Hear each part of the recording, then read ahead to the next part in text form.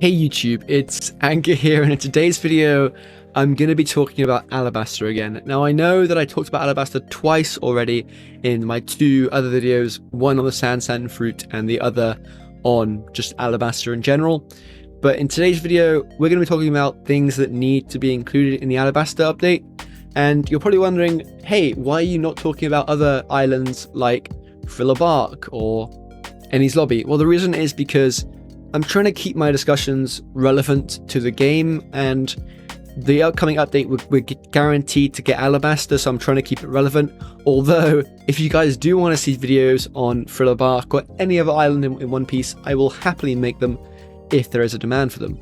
Now, I don't think my videos influence the game too much, but occasionally I do interact with some of the devs, and I do feel like sometimes if I make a video, they do see it, but that's just wishful thinking. Now, I've talked for way too long, so let's get right into the video. So the first thing I want to see in Alabasta, or that needs to be included, is large desert. So Alabasta is a very desert country. It's a very hot, dry country. So it would make sense if there are these large deserts. Now, one counter argument would be, why would there be deserts if like it's a game, right? They don't need to have all this large space with nothing in it. Well, here's the thing. I don't want there to be nothing in it. I want there to be ruins and archaeology like sites and all these different things, like the hidden Tomb of the Kings with like maybe a poneglyph in it and some puzzles. And on the topic of archaeology and like ruins, it could be really awesome if we got a new use for the shovel. So perhaps the shovel could be used to like dig up like sand piles and find like ancient relics of Alabasta. And then we could like have those in the game to like trade, or perhaps, well, mainly trade or just sell, or I'm sure Fo can come up with a use for those relics, but it would be a really nice way to bring back the shovel into use to like dig up old relics and like search for treasure. And next up we have ducks, because if you're going to add a huge sand like desert, you're going to need some sort of mount, so ducks could be really important here. We have new clothing, some Alabasta themed clothing. If you've seen One Piece, you know that as soon as the Straw Hats step into Alabasta, they somehow like get all this like Alabasta like outfits, and it's like these more desert themed outfits, and less of their just normal pirate gear. So I'd love to see that too. Some sort of like maybe in like the port, there could be a shop that sells like all these different like outfits. We have new weapons. Definitely we need new weapons, because right now two sword style is looking like it's going to be the meta, and there needs to be some sort of weapon added that's going to like counterbalance that. So Rokashiki / boss drop weapon builds are still going to be viable. So some sort of, I don't know, crocodile's hook could be cool. That could have some combo attacks with the sand fruit. A bunch of swords would be nice. I'm trying to think what other weapons we get in the Alabasta update. It's mainly just swords, but I'm sure Faye could think of some other weapons other than that. Next up we have the weather system. So we've already seen this in Sandora. Anyone who's played GPO knows that when you get close to Sandora, your ship like starts to take damage because of the heat. And wait, does it? I'm trying to think if I'm right or wrong here. Maybe it's just because you hit the shore. Well, basically, that point aside, there is like a general heat around Alabasta, and if you have your effects turned up, you'll see that it's very like sandy and there's like a little bit like a heat effect.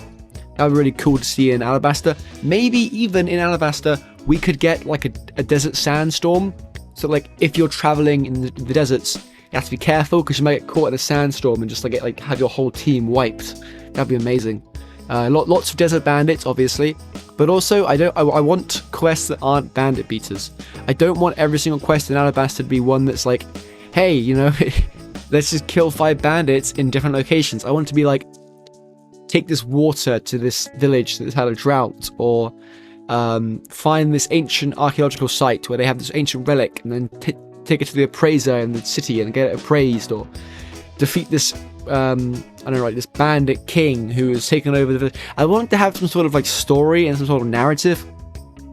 Although I have been told before that I expect way too much out of GPO, and honestly, that's a fair argument. I probably do expect way too much out of this game, but I also think it's important to just like think about things, and you should always like you should always in your mind want it to be great, and try and suggest things that make it better, even if they are kind of a little bit unachievable, because I think it pushes the game and it pushes the devs to do great things. But yeah, so we talked about ruins and archaeology and the new use for the shovel. The Tomb of the Kings. Oh my, I can make a whole video on Tomb of the Kings, because Tomb of the Kings it's in Alabasta, right? And it's where the Nefertari family's like relatives were buried, and it's also got a poneglyph that tells them the history of Alabasta. And here's the thing: how would a poneglyph work in GPO? I have no idea. Leave a comment down below how you think it would work. I'm always open for your ideas. I have no idea how it would work. Large deserts, we talked about that. Puzzles, some sort of like maybe like you have to like assemble 4 different relics from like finding them in the ancient like ruins, assemble them in a certain pattern in the desert, and it opens up the staircase down into the Tomb of the Kings.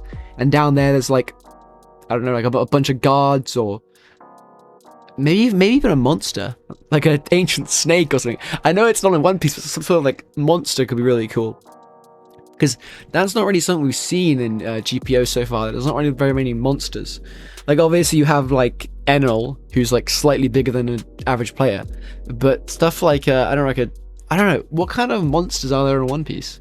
I'm trying to think, 'cause I don't really remember that many monsters. It's more like, I guess there's a dragon at Punk Hazard, but I guess for Alabasta. But also, gotta make this clear, it doesn't have to be like canon, right? It doesn't have to be canon. Lots of people want GPO to be very, very strict canon, but it's not going to be canon because certain things don't translate over well. Like, I was thinking recently, the Sea Beast, right? We have Sea Beast in GPO. As far as I know, Sea Beast and One Piece don't use that like laser move or that raw move. So, although they use the raw move, but they don't use like the laser move, right? Or the water bomb move. So that was like a really cool addition that was honestly looked like it was part of the devs' imagination, which is great. But anyway, back to the Alabasta thing. So yeah, live cities is another thing. I want the cities of Alabasta and what are the other cities called? I know one of them's called Alabasta. The other ones are called, we're looking at, I can't, oh yeah, like Rain Base and Nanohana. If they add like 2 or 3 like large areas, like cities areas, I want them to have a lot of like NPCs and quests. It shouldn't be like you walk into there, it's just a ghost town. I want them to be like little like stores on the side of the roads of like little NPCs selling like, I don't know, weapons and gear and maps that show hidden treasure. And I want there to be like quest NPCs who are just like chilling out on like the roofs, or maybe even like a guard, like the head guard of Alabasta Kingdom is just sat there like, hey, let's like he gives you a quest like, go deal with these bandits. And I know it's bandit beater, but there are ways you can spice up bandit beater quests to make them interesting and not just bland. But yeah, I've been talking for about 8 minutes. I probably just repeated the same stuff again and again and again. But to summarize, I know I'm dragging this out, but to summarize, large deserts, quests that aren't bandit beaters, puzzles, Tomb of the Kings, maybe a poneglyph, ruins and archaeology, shovel system, ducks, new clothing, new weapons, and a weather system, and live cities full of NPCs. That is everything I want to mention. So thanks for watching. If you enjoyed the video, make sure to like, comment, and subscribe. And as always, I try and keep my videos an open discussion. So if you're new here, make sure to leave a comment down below on your thoughts. And I always pin a question in my comment section, so make sure to reply to that and share your thoughts about GPO. Now, with that out of the way, that's all I have for today. I hope you're having a great day, evening, or whatever time it is for you. And I will see you in tomorrow's video. Bye, guys.